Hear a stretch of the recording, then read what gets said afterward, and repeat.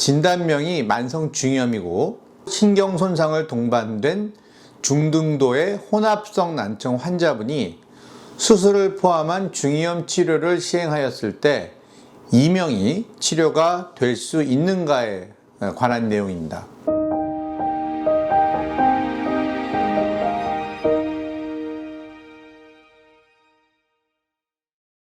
안녕하세요. 해피뉴이어의 유시영 원장입니다.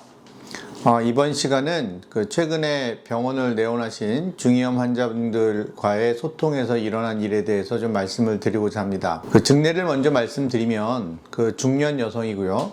고막천공이 동반된 만성 중이염으로 진단받으신 분으로 청력은 중등도 난청, 저희가 난청의 정도를 경도, 중등도, 중등고도, 고도 이렇게 4단계로 나누는데 여기에서 이제 두 번째로 해당되는 정도의 약간의 신경 손상을 동반한 혼합성 난청을 가지고 있는 분이었습니다. 그런데 이 분의 주 증상은 일반적인 중이염 환자분들이 내원하시는 증상인 귀에서 고름이 나온다거나 먹먹하거나 잘 안 들리는 그런 증상이 아니고 직접적으로 이제 병원에 내원하시게 된 목적은 이명이었습니다.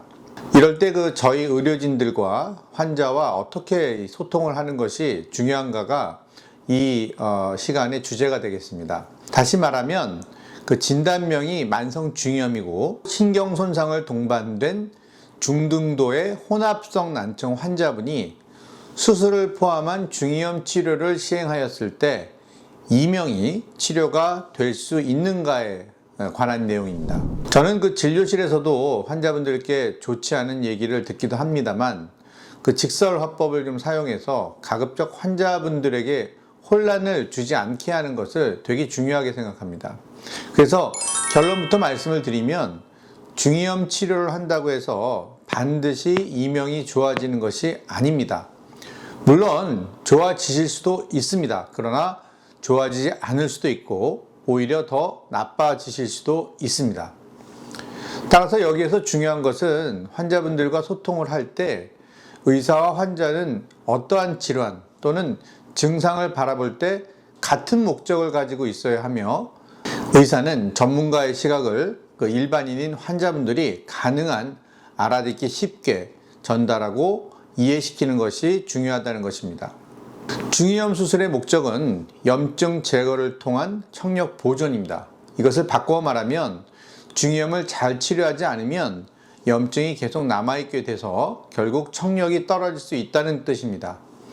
여기서 중이염과 이명과의 관계를 보게 되면 항상 중간에 이 난청이 중이염과 이명을 연결하게 되는데, 즉 청력이 떨어지면 난청이 악화되는 거죠. 그러면 일반적으로 이명이 더 심해지니까 결국 치료 안 하는 중이염은 중이염이 악화되면 난청이 더 심화가 될 것이고, 그런 것이 이명의 악화순으로 환자분들은 이제 고통을 겪게 되는 것입니다.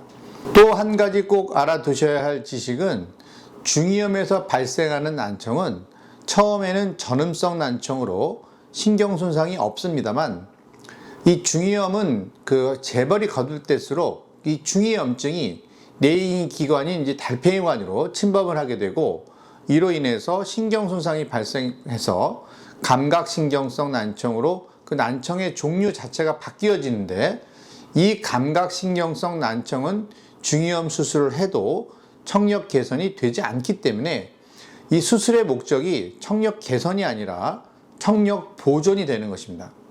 앞서 말씀드린 환자분의 경우에는 난청의 정도가 이렇게 심하지 않은 중등도의 난청이었지만 안타깝게도 신경 손상이 좀 있어서 제가 아무리 수술을 잘해서 수술이 성공하더라도 정상 청력으로 돌아오는 것은 이제 불가능한 분이셨고요. 그래도 수술 후에 이제 청력이 좋아져서 외부에서 들어오는 신호가 또 증가하게 되면 기존에 이제 자신의 귀에서 나던 이명은 줄어드는 것이 일반적이겠지만, 또 다른 한편으로는 기존 신경 손상에서 기인한 이상 신호가 이명으로 남아있을 수도 있고, 더욱이 이제 수술을 하고 난 이후에 이명이 줄어들 것이라는 이 기대감에 귀에 대한 관심이 증가하게 되면 이 이명에 더 집중을 하는 그런 성향이 있어서 이명이 지속될 수도 있기 때문에 저 같은 치료진은 그 중이염 환자분이 수술 후에 이명이 호전될 수 있을까요? 라는 질문을 받았을 때 확실하게 좋아지실 것입니다 라는 확답을 드릴 수가 없는 그런 이유가 되는 것입니다. 증례에서 보여드린 환자분께서는 그 이 같은 상황을 들으시고 나는 뭐 다른 병원에서 들은 것과는 좀 다르다, 그런 이유로 수술을 받지 않고 좀 더 두고 보시겠다고 하셨는데요.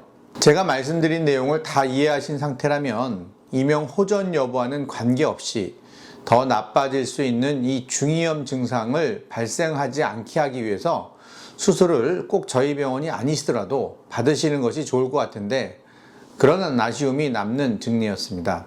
이와 같은 증례들은 인터넷에서도 흔히 접합니다. 다 병원에서 수술을 받으신 후에 이명이 있다고 이렇게 그 인터넷이나 홈페이지를 통해서 걱정이 담긴 글이나 질문을 종종 받는데요. 그럴 때마다 저는 그 수술 전에 청력과 수술 후 청력을 비교해 보시라고 말씀을 드립니다. 수술 전과 수술 후의 청력 비교 시 청력이 상승하였다면 이는 이명 치료에 있어서는 상당히 이제 긍정적인 결과이기 때문에 크게 염려하지 않으셔도 되지만, 만약에 이제 청력이 그대로거나 더 떨어진 경우에는, 그런 경우에 동반된 이명이면 이는 이제 청각학적 요소 이외에도 이명에 영향을 줄 수 있는 그 수술 후 불안감, 기대감 등이 반영된 그 심리적인 원인 부분이 상당히 관여할 수 있기 때문에 치료에 어려움이 있을 수 있습니다.